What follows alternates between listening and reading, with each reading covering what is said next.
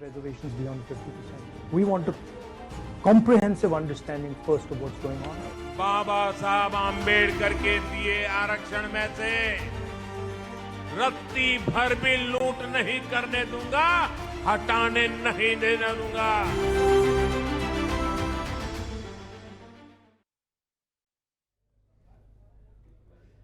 नमस्कार, सूर्य विशेष में आपका स्वागत है। मैं आपके साथ सागर मिश्रा। हरियाणा के चुनावी समर में राहुल गांधी के आरक्षण पर दिए गए बयान इस समय गोते लगा रहा है। अमेरिका के दौरे पर दिए गए राहुल गांधी के बयान ने इस समय खलबली मचा दी है और इस पर बवाल अब थमने का नाम नहीं ले रहा, जिसको लेकर प्रधानमंत्री नरेंद्र मोदी और केंद्रीय मंत्री मनोहर लाल ने भी कांग्रेस पर अब निशाना साधा है। कांग्रेस को आरक्षण विरोधी बता दिया। इसके साथ ही उन्होंने कांग्रेस के पिछले शासनकाल का भी जिक्र किया और कांग्रेस पर आरक्षण खत्म करने की साजिश का आरोप लगाया। अब सवाल उठता है कि आखिर राहुल गांधी विदेश यात्रा पर जब जाते हैं तो इस तरह के विवादित बयान देते क्यों हैं? क्या इन बयानों के जरिए वो अपनी राजनीति चमकाना चाहते हैं क्या, या फिर सुर्खियों में बने रहने के लिए राहुल गांधी इस तरह के बयान देते हैं? क्योंकि अगर हम बात करें महाराष्ट्र के या फिर हम बात करें हरियाणा के, जिन राज्यों में चुनाव है वहां के लगातार बीजेपी के दिग्गज नेता राहुल गांधी के इस बयान को लेकर हमलावर हैं। बीजेपी के नेता ये तक कह रहे हैं कि कांग्रेस संविधान विरोधी है और खुद संविधान खत्म करने पर तुली है और लोकतंत्र का हनन कर रही है। आज के दिन इसी पर हम आपको दिखाएंगे रिपोर्ट, फिर करेंगे कांग्रेस से सवाल जवाब, होगी चर्चा की शुरुआत। I've been saying again and again and again, we're going to increase reservations beyond 50%. We want a comprehensive understanding first of what's going on. बाबा साहब आम्बेडकर के दिए आरक्षण में से रत्ती भर भी लूट नहीं करने दूंगा, हटाने नहीं देने दूंगा। अमेरिकी दौरे पर गए कांग्रेस नेता राहुल गांधी ने आरक्षण को लेकर दिए अपने बयान पर भले ही सफाई दे दी हो, लेकिन बवाल थमने का नाम नहीं ले रहा है। राहुल गांधी के विदेश दौरे कभी बिना विवाद के होते भी नहीं हैं। अमेरिका के दौरे पर गए राहुल गांधी ने इस बार फिर कुछ ऐसा काम कर दिया कि उनको लेकर भारत में उनकी भारी आलोचना हो रही है। वॉशिंगटन डीसी में जॉर्जटाउन यूनिवर्सिटी के छात्रों और शिक्षकों से बातचीत के दौरान एक छात्र ने राहुल गांधी से पूछा कि क्या जाति आधारित आरक्षण के अलावा जमीनी स्तर पर संस्थानों को मजबूत करने के और भी बेहतर तरीके हैं। इसके जवाब में राहुल गांधी ने आरक्षण को लेकर बयान दिया। उन्होंने कहा कि कांग्रेस तभी आरक्षण खत्म करने के बारे में सोचेगी जब देश में सभी को समान अवसर मिलने लगेंगे, और फिलहाल भारत में ऐसी स्थिति नहीं है। I've been saying again and again and again, we're going to increase reservations beyond 50%. We want a comprehensive understanding first of what's going on, and then we're going to apply a series of policies to correct it. Reservation being one of them. Caste is a central issue in India. It's a fundamental issue in India. I don't think the idea of untouchability exists anywhere else. Untouchability is way beyond an economic idea. You simply cannot be touched. It's discrimination on many different axes. The Congress party has always, right from even before independence, we've always fought for the idea that India should be a fair country. The idea that all India's citizens should be treated the same way. We feel very strongly that there is a very deep problem of participation, and we're going to address that problem. जब हरियाणा में BJP के चुनावी अभियान को धार देने के लिए प्रधानमंत्री नरेंद्र मोदी कुरुक्षेत्र पहुंचे, तो उन्होंने यहां से न सिर्फ चुनावी शंखनाद किया, बल्कि अपने संबोधन में पीएम ने कांग्रेस पर ताबड़तोड़ प्रहार किए। खास तौर से पीएम मोदी ने आरक्षण पर कांग्रेस के स्टैंड का जिक्र करते हुए बड़ा हमला किया। उन्होंने कहा कि नेहरू जी जब पीएम थे तो आरक्षण का विरोध किया करते थे, लेकिन पीएम ने दो टूक कहा कि जब तक मोदी है आरक्षण की रत्ती भर भी लूट नहीं होने दूंगा। उन्होंने यहां तक कह दिया था, आरक्षण पाने वालों को बुद्धू तक कह दिया था ये राजीव जी ने। एससी, एसटी, ओबीसी समाज का इससे बड़ा अपमान क्या हो सकता है। अब कांग्रेस का शाही परिवार फिर आरक्षण खत्म करने पर अड़ रहा है। लेकिन मेरी बात कांग्रेस कान खोल करके सुन ले, जब तक मोदी है,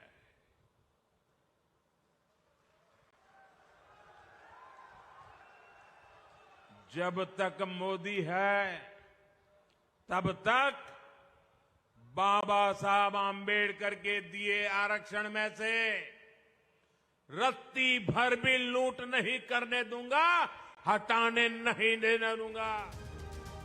केंद्रीय मंत्री मनोहर लाल ने भी इस मामले पर प्रतिक्रिया देते हुए कहा कि संविधान में आरक्षण का प्रावधान लिखा गया है, इसलिए आरक्षण देना कांग्रेस की मजबूरी थी।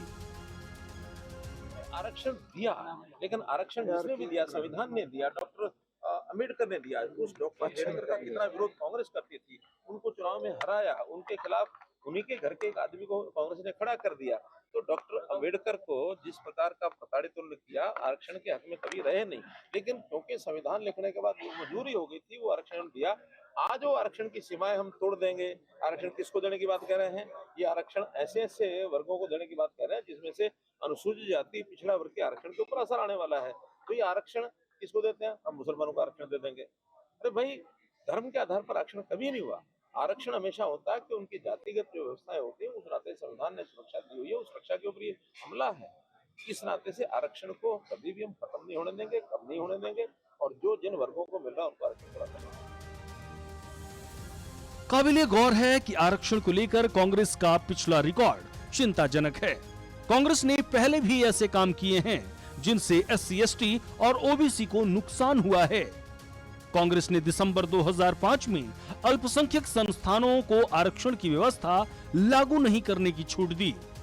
इसके चलते इन संस्थानों में SC, ST और OBC वर्ग के छात्रों को आरक्षण के आधार पर प्रवेश मिलना मुश्किल हो गया था। अब राहुल गांधी के नए बयान पर भी सियासी बवाल जारी है। सूर्या समाचार के लिए रोहतक से दीपक भारद्वाज और कुरुक्षेत्र से अशोक यादव की रिपोर्ट।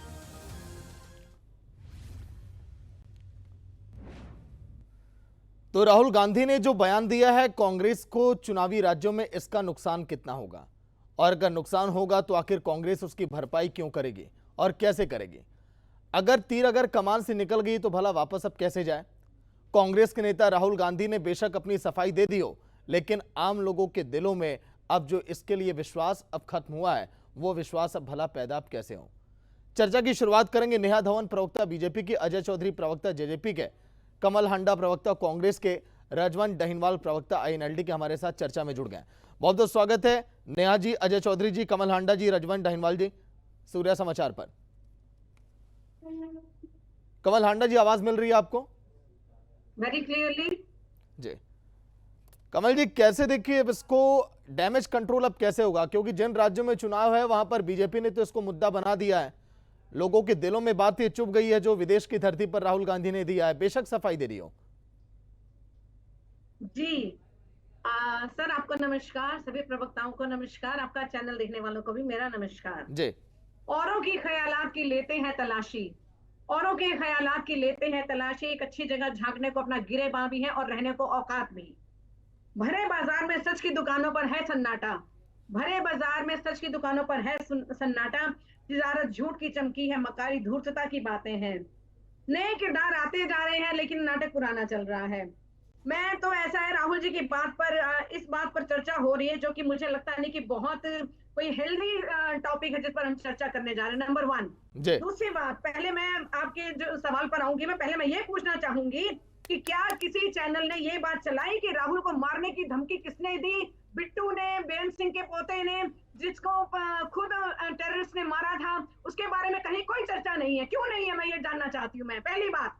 दूसरी बात, ये अम्बेडकर जी कहाँ से याद आ गए महात्मा इनको झूठे जो बड़े नॉन बायोलॉजिकल प्राइम मिनिस्टर को जो कहते थे संविधान बदल देंगे 400 पार आया, तो उनको अम्बेडकर जी अब कहाँ से याद आ गए, पहली बात।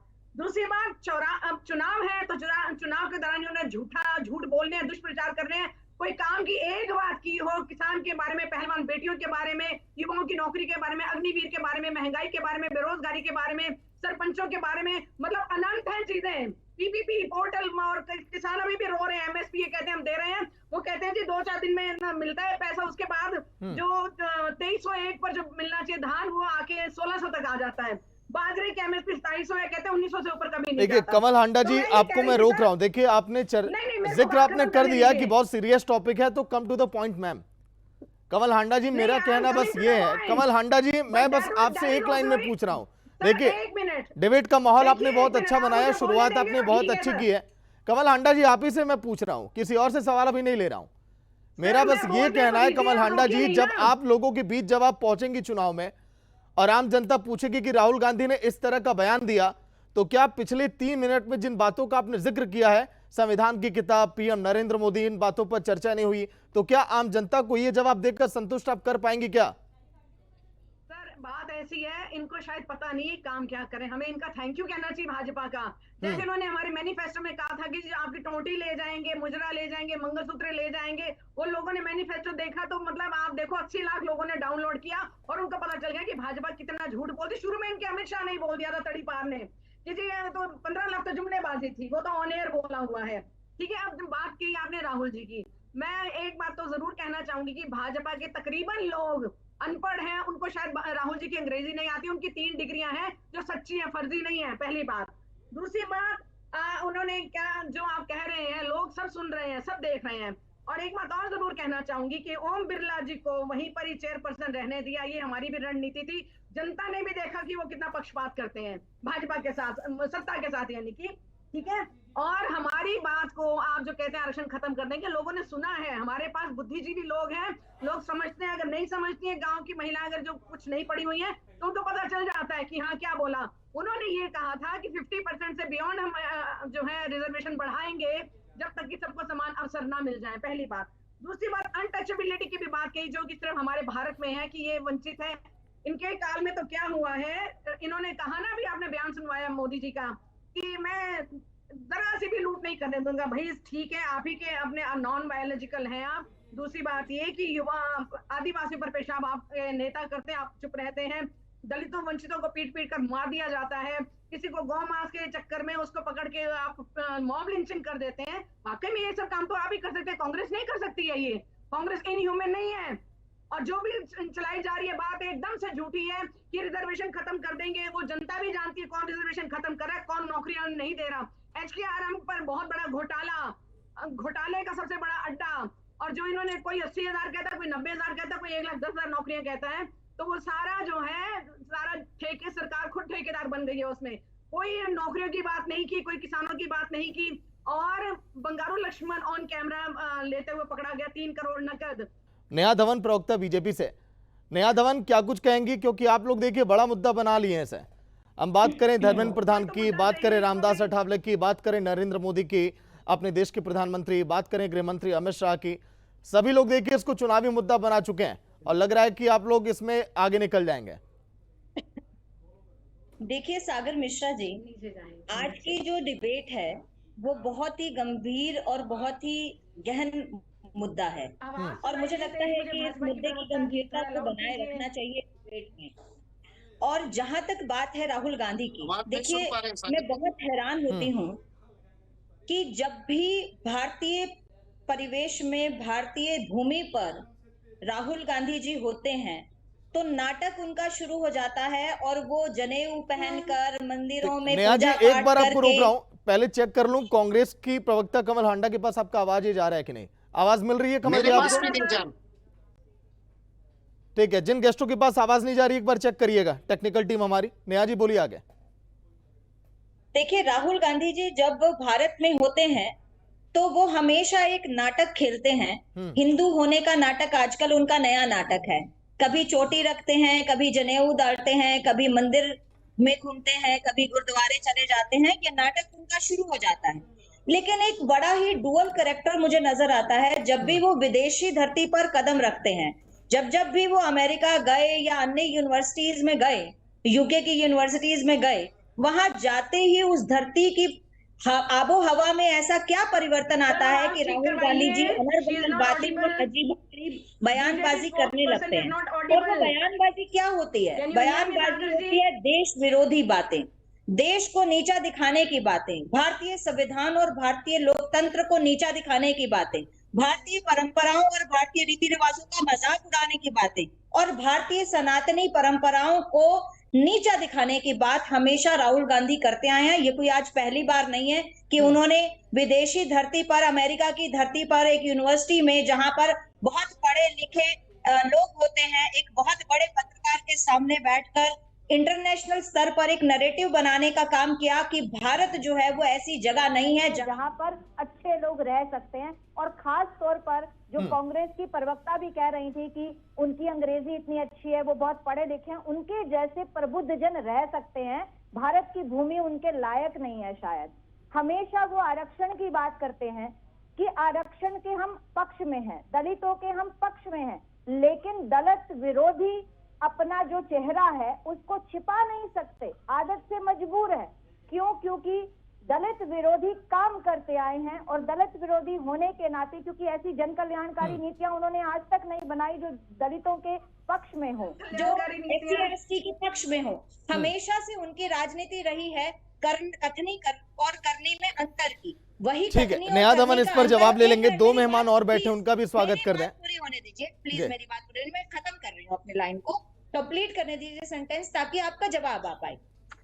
अब आप सवालों की बौछार इतनी ज्यादा कर देंगे तो फिर हांडा जी जवाब कैसे देंगे?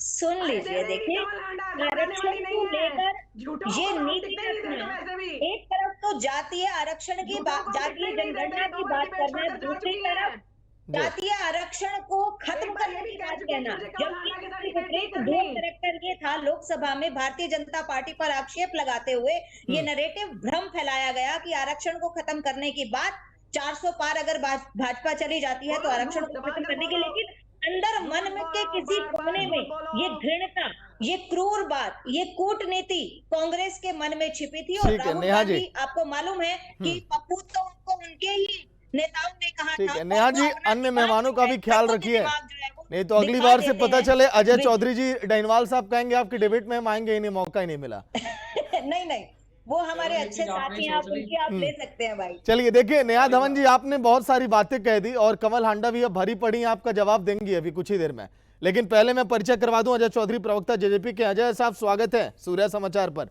माफी चाहूंगा आपके पास देर से आ रहा हूं। अजय जी आवाज मिल रही है आपको?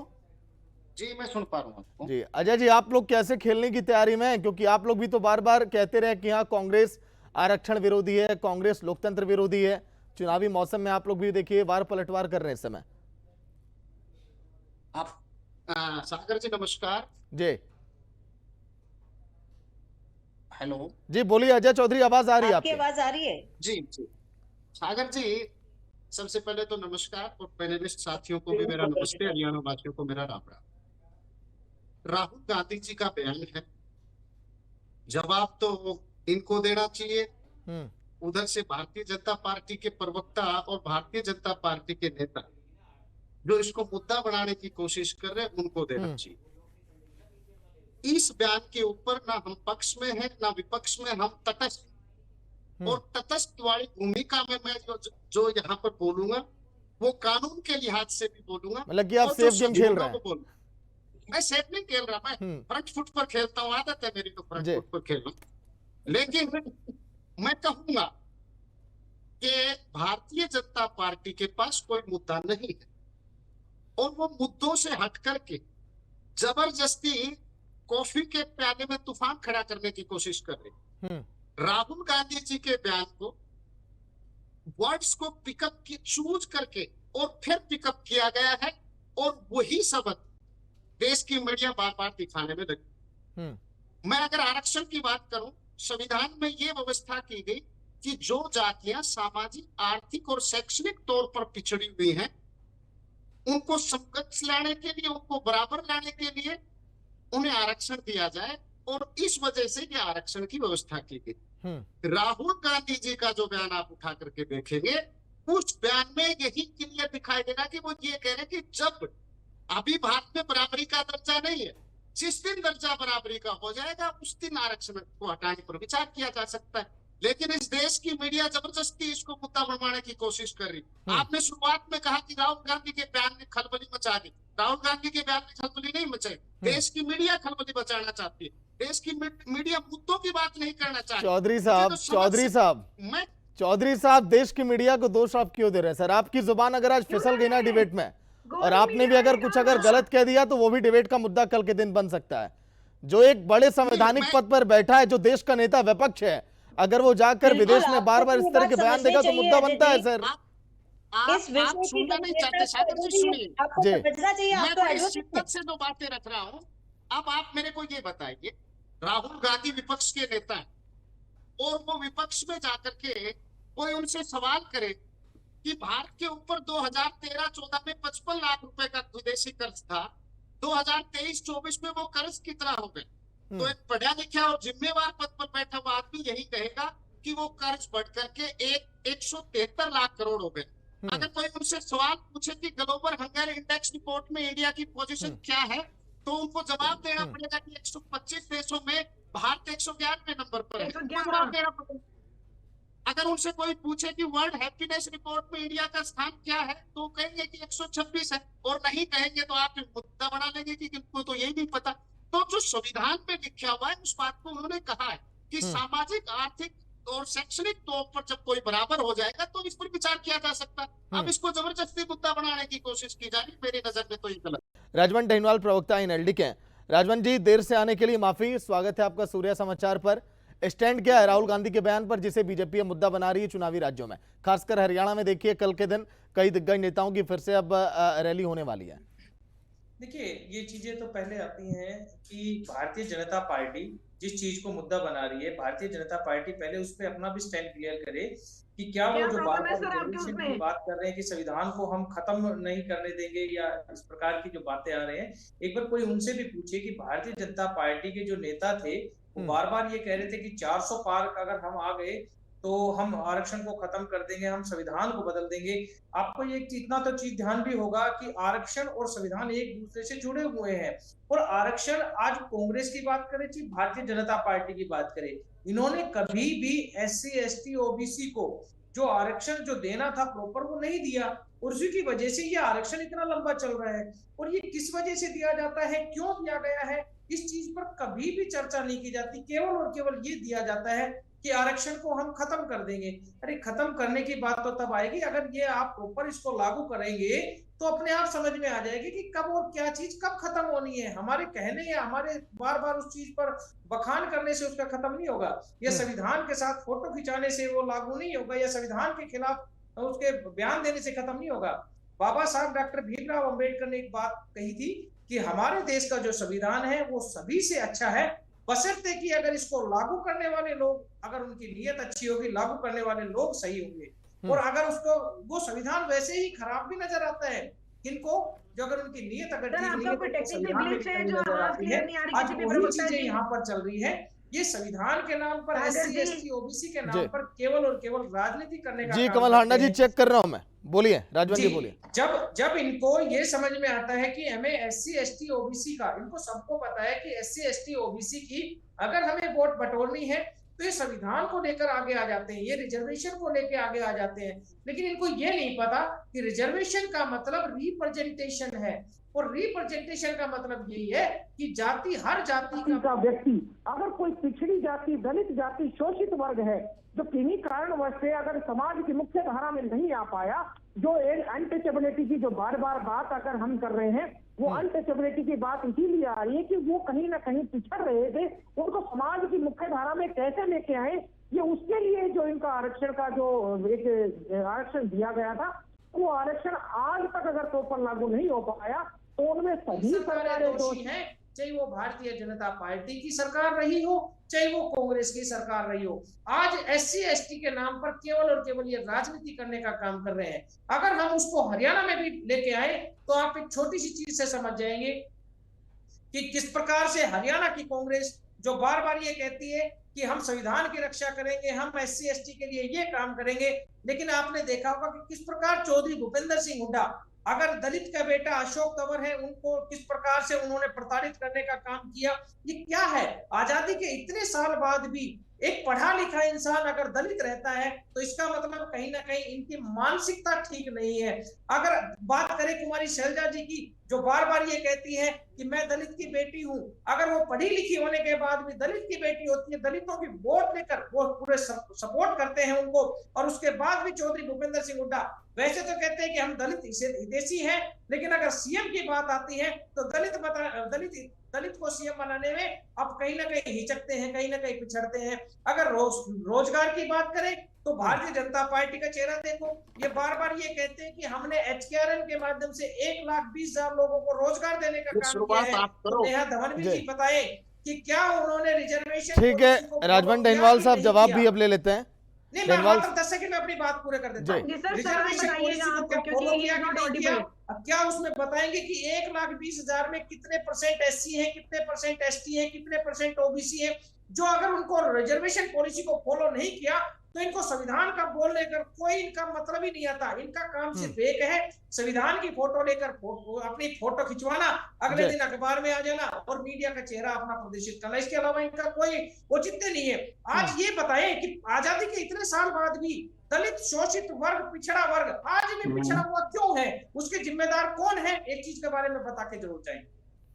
ठीक है, बोलिए कमल हांडा जी, जवाब आप दीजिए। देखिए दोनों प्रवक्ताओं ने सवाल खड़ा किया, अजय चौधरी ने, नेहा धवन ने। हालांकि राजवंत डेहनवाल ने देखिए आपके थोड़ा बहुत फेवर में बोला है।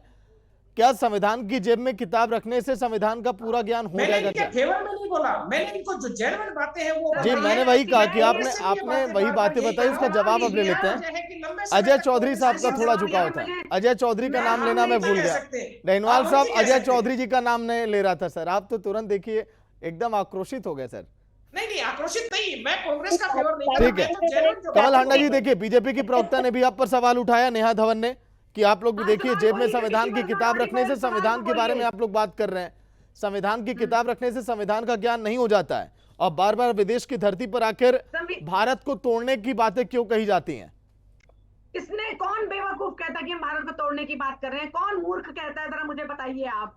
पहली बात ये। दूसरी बात ये, प्रधानमंत्री को घबराहट क्यों होती है जब राहुल जी यूएस जाते हैं? क्या प्रॉब्लम है उनको? वैसे कुछ साइकोलॉजिकल प्रॉब्लम है क्या बायोलॉजिकल प्राइम मिनिस्टर को? पहली बात। दूसरी बात ये है कि आज तक किसी पीड़ित, किसी वंचित दलित के पास नहीं गए। ये रिजर्वेशन की बात करते हैं। आपको एक चीज याद दिलाना चाहूंगी, अभी 45 लोगों की लेटरल एंट्री के नाम पर जिसमें रिजर्वेशन किसी का नहीं था, वो हमारे राहुल जी ने रुकवाई, क्योंकि नेता विपक्ष होने के नाते। ये उनका है, ऑपोजिशन का इम्पैक्ट, रागा इम्पैक्ट है ये उनके ऊपर। 6 विधेयक उन्होंने नहीं पास होने दिए। और दूसरी बात, संविधान को माथे से लगाने से भी कुछ समझ नहीं आती है जो इनके आका लगाते हैं। सुनिए आप जरा। दूसरी बात यह है कि कहीं एग्जिस्ट नहीं करते। आपने कहा कि नहीं, हांडा जी आपको याद होगा दिसंबर सन 2019 में जब राहुल गांधी इटली गए थे तो कई कांग्रेस के नेताओं ने भी इस पर सवाल खड़े किए थे। जब विदेश के दौरे पर गए तब इस तरह के सवाल खड़े हुए हैं। इसके लिए कहानी कह देती हूँ मैं सर, एक छोटी सी। ठीक है, 2 बाप बेटा जा रहे थे, गधा लेकर, साथ में गधा लेकर जा रहे थे बाप बेटे। चलते चलते लोगों ने देखा, कहा भाई बेटे को बिठा दो, तो बेटा बैठ गया। थोड़ा आगे गए तो लोगों ने कहा कैसा बेटा, बाप को नहीं बिठा रहा, उसको बिठा दिया।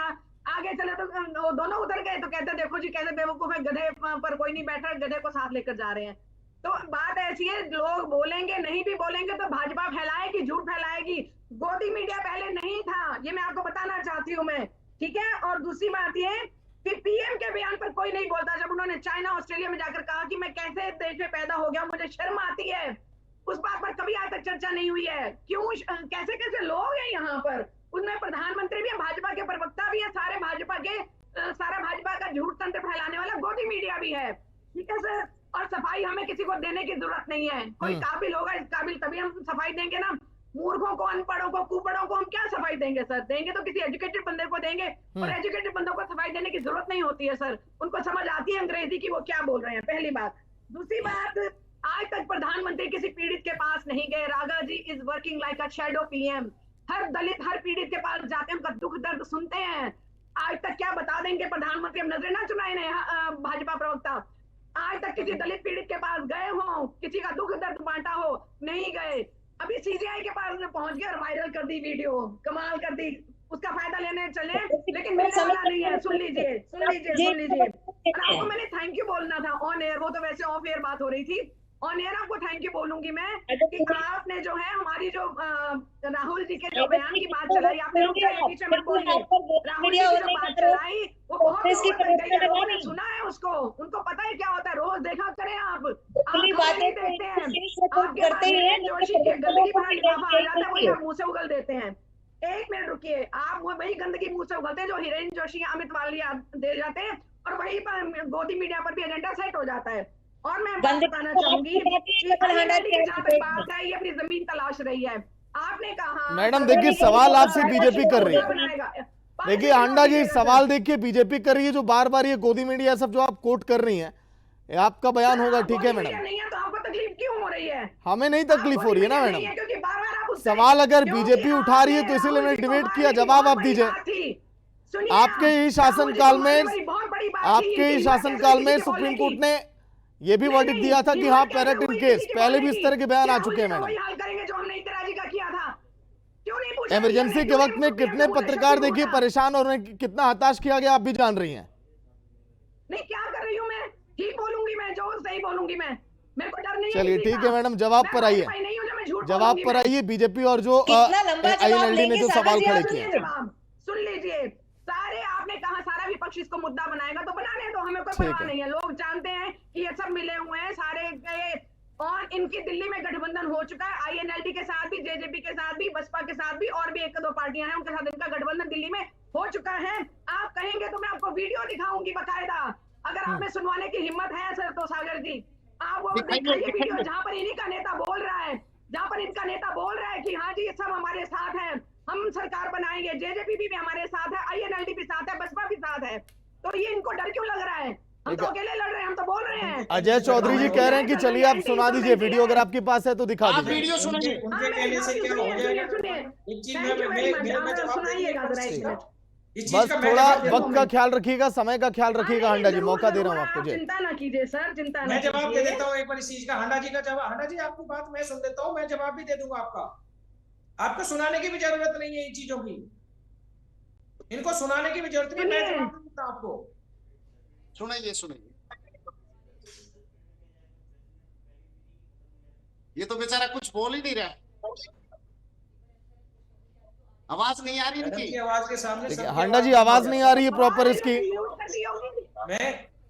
हांडा जी आपकी आवाज आ रही है, भला म्यूट क्यों होगा आपको? यहाँ पे हमने आपको निमंत्रण दिया है डिबेट में बोलने के लिए।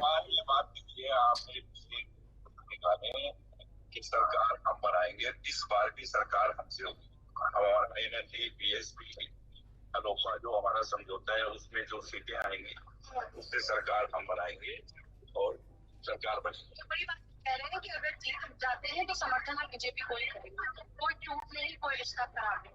इन चीजों से क्या शो करना चाह रहे हैं मेरे को तो ये बता दो। बीजेपी का तो कहीं नहीं आया इसमें, सब कुछ सुन ली, आप क्या शो करना चाह रहे हो मैं जवाब मैं दे देता हूँ। ठीक है हांडा जी, देखिए वीडियो आपने सुना दिया, कम टू द पॉइंट, जो डिबेट का हमारी टॉपिक है। कहना चाहती हूँ मैं सागर जी, 5 सेकंड दीजिएगा मुझे, आपका बहुत आभार होगा सर। पहले जवाब और कहना चाहती हूँ मैं जी, वो ये कि भाजपा जो है हरियाणा में सामान बांट रही है, उसकी भी वीडियो है हमारे पास, कहते हैं हमारे वोट इतने सस्ते नहीं है, क्योंकि पैसा तो खूब लूटा इन्होंने, जनता की जेब काटी, 300 का सिलेंडर 1100 में देकर 70 करोड़ पेट्रोल रोज बिकता है सर, और 35 रुपए वाला 100 रुपए में बेच रहे हैं, आप सोचो कितनी इन्होंने कमाई करी।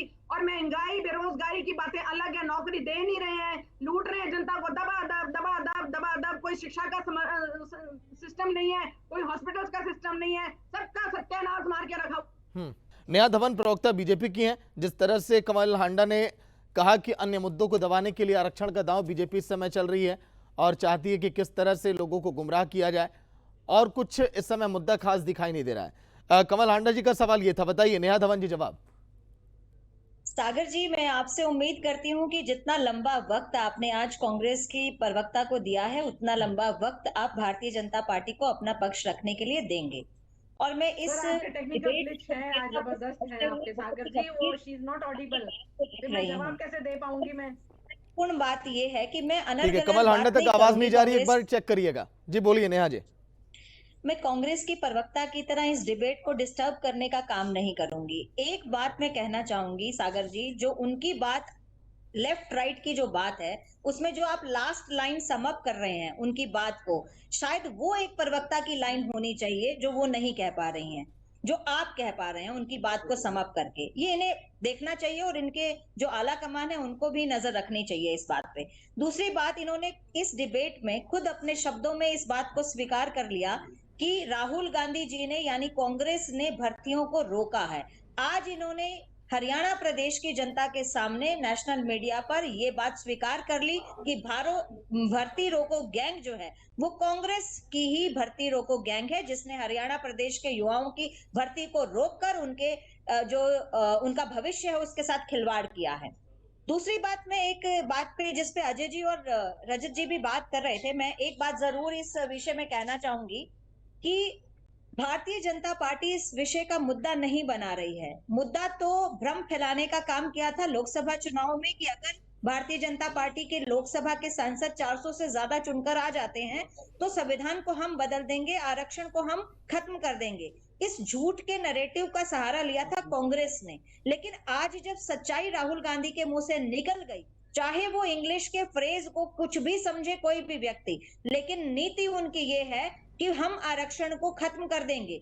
अगर इस नीति के साथ वो आते थे तो उन्होंने भारत का विकास क्यों नहीं किया जब उनके पास में 55 वर्ष से ज्यादा का वक्त सेंटर में सरकार बनाने का था, प्रदेश में सरकार बनाने का वक्त उनको सबसे लंबा वक्त मिला, तब क्यों नहीं उन्होंने भारत से गरीबी हटाना और दलितों के लिए इस तरह की नीतियों को लाने का काम किया। एक छोटी सी बात और ऐड करूंगी, आज भी देश का प्रधानमंत्री केवल और केवल गांधी परिवार से होगा, ये विचार कांग्रेस का क्यों है? क्या दलित परिवार से कोई भारत देश का प्रधानमंत्री नहीं बन सकता?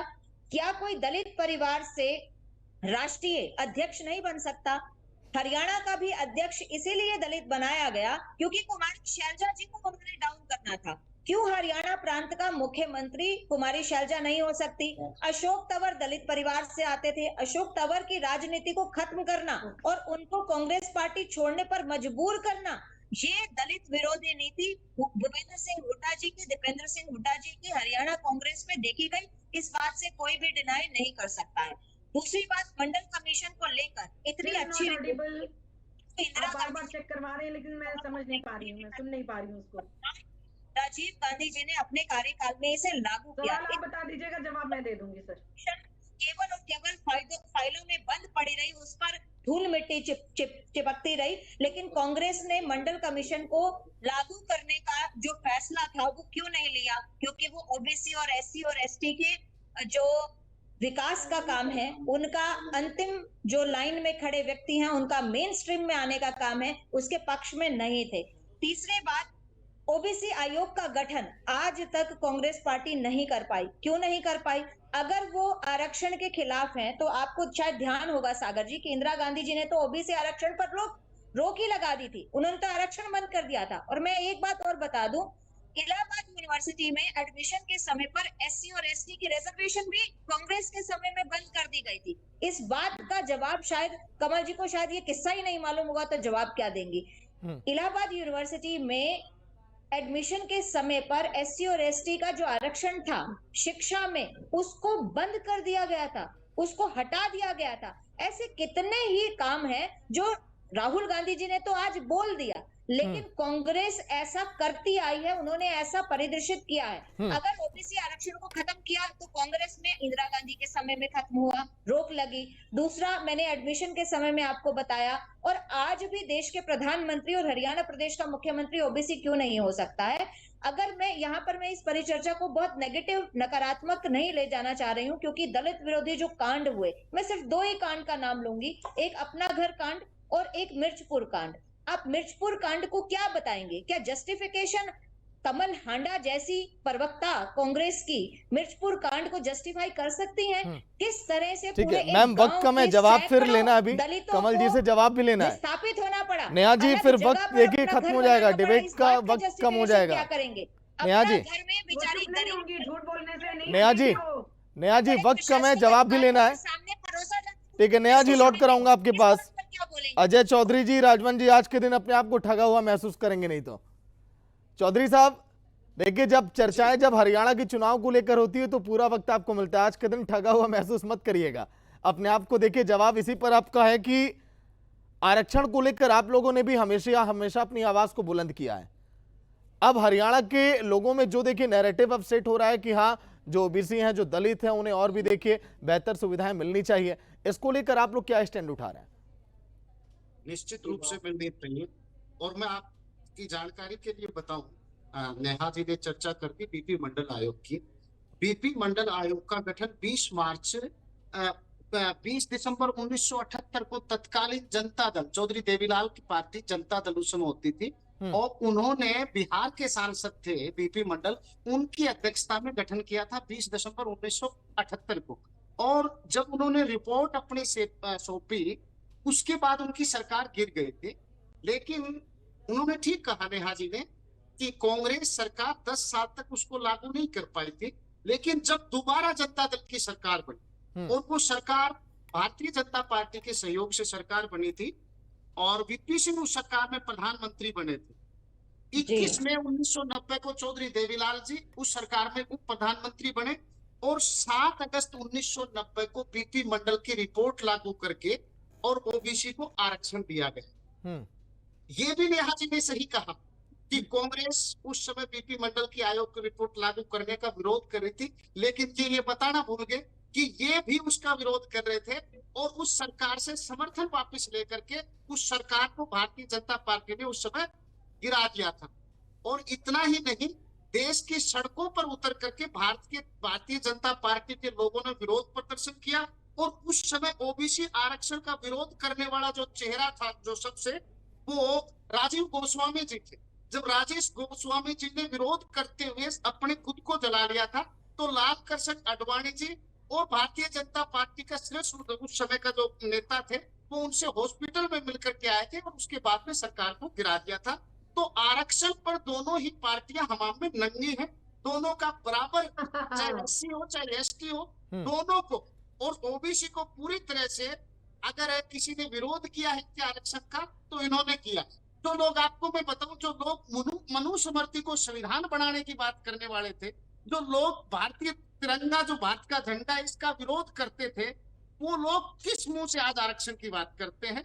तो ये लोग दोनों तरफ के ही आरक्षण विरोधी हैं, ये संविधान विरोधी हैं और देश की जनता जान चुकी है। सागर जी, मैं तो एक बात कहता हूँ, हरियाणा प्रदेश के लोग राजनीतिक रूप से बड़े सजग हैं। वो जब देते हैं तो छप्पर फाड़ के देते हैं और लेते हैं तो चमड़ी भी उधेड़ देते हैं। 8 तारीख को आपको पता चलेगा, ये देखने को। चलिए अजय चौधरी जी, बहुत फैक्चुअल पॉइंट और तैयारी आपकी हर समय रहती है, शानदार इसके लिए। राजवंत डहीनवाल, प्रवक्ता एनएलडी, देखिए वक्त थोड़ा कम है, उसके बाद आखिरी कमेंट मुझे कमल हांडा जी का लेना है जो सवाल बीजेपी के थे। डहीनवाल साहब, आप लोगों ने भी आरक्षण को लेकर हमेशा अपनी आवाज बुलंद की। हरियाणा के चुनावी समर में अगर आरक्षण का मुद्दा अगर गोते लगाएगा तो फिर आप लोग यही सोचेंगे कि हाँ, कौन इसको कैच कर ले बेहतर तरीके से। कुछ तो प्लानिंग होगी आप लोग की भी। डहीनवाल साहब की आवाज नहीं आ रही है। जी, क्या मेरी आवाज जी अब आ रही है, बोलिए सर। सवाल आपने सुन लिया डहीनवाल साहब? जी बोलिए सर, वक्त कम है, बिना समय लिए। कैसे किया जाए, हमारी रणनीति, हमारी प्रयास ये रहते हैं। ये लोग क्या होता है कि इनका काम दिखावे का होता है, इंडियन नेशनल पार्टी का काम होता है उसको धरातल पर लागू करना। अब ये बात आरक्षण की करते हैं, रिजर्वेशन की करते हैं, लेकिन एक बार ये बता के तो जाएं कि जब कांग्रेस सत्ता में थी तब इन्होंने रिजर्वेशन को या आरक्षण को कितना लागू किया, और आज भारतीय जनता पार्टी पिछले 10 साल से तो है ना, तो 10 साल में इन्होंने क्या नया करके दिखाया। मैं एक एग्जांपल दे देता हूँ, आप समझ जाओगे उससे, कि आमतौर पर यूनिवर्सिटीज की बात आती है तो यूनिवर्सिटी की बात करते हैं तो एक बार ये बता के जाए कि बार बार आरक्षण का तो ढिंढोरा पीट देते हैं। भाई यूनिवर्सिटी में कितने वीसी और कितने रजिस्ट्रार आपने शेड्यूल्ड कास्ट, ओबीसी या एसटी के लगाए, एक बार बता तो दो। अब हम यही तो चीज पूछना चाह रहे हैं कि आप जो ढकोसला कर रहे हैं, जो दिखावा कर रहे हैं, उससे कोई फर्क नहीं हो। और यही चीज कांग्रेस के ऊपर भी लागू है, क्योंकि कांग्रेस ने भी यही अपनी पॉलिसी अपनाई है कि कांग्रेस के समय में भी यही हालात होते थे कि जो लोग थे और उनको अपना प्रॉपर अधिकार ही नहीं मिल पाता था। एक चीज और भी आती है कि रिजर्वेशन की बात करने वाले लोग एक बार ये बताएं कि अगर रिजर्वेशन की पॉलिसी को फॉलो नहीं किया जाता या अगर नहीं भी किया गया तो कितनी भर्तियां आपने बैकलॉग से की गई। और जो लोग हैं जो ठीक है डहीनवाल जी, लोगों के बीच पहुंचेगा। डहीनवाल साहब बस 1 मिनट है सर मेरे पास, देखिए कमांड आ गई, उसका सम्मान करिएगा क्योंकि कमल हांडा जी का जवाब लेना जरूरी है जब टॉपिक जब आज कांग्रेस का ही था। तो हांडा जी, ओबीसी आयोग के गठन को लेकर सवाल खड़े किए नेहा धवन ने, सवाल ये भी खड़े किए मिर्चपुर कांड को लेकर, और ये भी कहा कि आज के दिन जब आप बातें कह रही तो आपका चेहरा उजागर हो गया भर्ती रोको गैंग को लेकर भी। कम शब्दों में आखिरी जवाब आपका, क्योंकि वक्त कम है। हाँ जी, भर्ती रोको गैंग एक्चुअली खुद है, जो काम भाजपा खुद करती है उसका आरोप जो है ये कांग्रेस पर लगाती है, क्योंकि इनके आका ने बोला हुआ ना, झूठ बोलो, बार बार झूठ बोलो, ये करो वो करो। इनके पास कोई मुद्दा नहीं बचा कि जनता में जाकर क्या लेकर जाएंगे। आरक्षण को पकड़ लिया, एक वर्ड को पकड़ लिया, उसके पीछे सारा गोदी मीडिया लग जाता है। ठीक है जी। और मैं एक चीज और कहना चाहती हूँ, इतनी झूठी और भ्रष्ट पार्टी, चोर मचाए शोर, चोरों को सारे नजर आते हैं चोर। ये विरोधी है। वंचितों दलितों को जितना अभी मॉब लिंचिंग हुई है आपके टाइम में पहले कभी नहीं हुई। आदिवासियों पर पेशाब किया गया, मुंह पर पेशाब करके जलाया गया आपके टाइम पे। शर्म आनी चाहिए। एक लाइन राधा जी के जो है यूएस के बयानों पर आप बातें करते हैं, आपके पास कुछ है नहीं एक्चुअली इस टाइम पे। आपके हाथ खाली है, खाली है, भारी विरोधी लहर है। आप पर इल्जाम लगाइए, इनका दिमाग क्या बोलूंगा मैं के विषय में मत बोलो, मत बोलो। भाजपा प्रवक्ता कांग्रेस के झूठ सच के सामने, घबराहट सच के सामने। और सारे बीजेपी के प्रवक्ता जो बोल रहे थे हमने विरोध किया 4.5 सालों में, इन्होंने कौन सा आरक्षण दिया मुझे वो भी बताएं। अजय चौधरी जी, ठीक है, ओबीसी का गठन किया तो कौन सा एहसान कर दिया, काम क्या किया ओबीसी के लिए? चाहिए किसी देश के प्रधानमंत्री ने जाति नहीं बताई। ये पहली बार है कि नॉन वायलेंट प्राइम मिनिस्टर अपना बता रहे हैं कि जी मैं ओबीसी समाज से हूं, हमने ओबीसी समाज का सीएम दिया। कांग्रेस सेट ना कर पाए। कहां की बात है? चलिए कमल हांडा जी, नेहा जी, वक्त थोड़ा कम है। देखिए मुझे तो लग रहा है कि आज का जो टॉपिक था आप लोग के लिए 2 घंटे भी कम थे, जिस तरह से आप लोग अटैकिंग मूड में आज के दिन है आरक्षण को लेकर। बहुत बहुत शुक्रिया नेहा जी आपका, जय चौधरी आपका, कमल हंडा आपका, राजमन ढहीनवाल आपका। आप लोग चर्चा में शामिल हुए, कीमती वक्त दिया और बहुत कुछ फैक्चुअल पॉइंट पे भी बात की। आरक्षण को लेकर इस समय पूरे देश भर की सियासत गरमाई है, लेकिन हरियाणा में चुनाव है तो इसीलिए बीजेपी इसे अब मुद्दा बना चुकी है। राहुल गांधी के बयान को आधार बनाकर अब कांग्रेस इससे पार कैसे पाएगी और बीजेपी कितना बेहतर तरीके से अब इस मौके को भुनाएगी, यह भी अब देखने वाली बात होगी। सूर्या विशेष में इतना ही, नमस्कार। We're going to increase reservations beyond 50%. We want a comprehensive understanding first of what's going on. बाबा साहब आम्बेडकर के दिए आरक्षण में से रत्ती भर भी लूट नहीं करने दूंगा, हटाने नहीं देने दूंगा।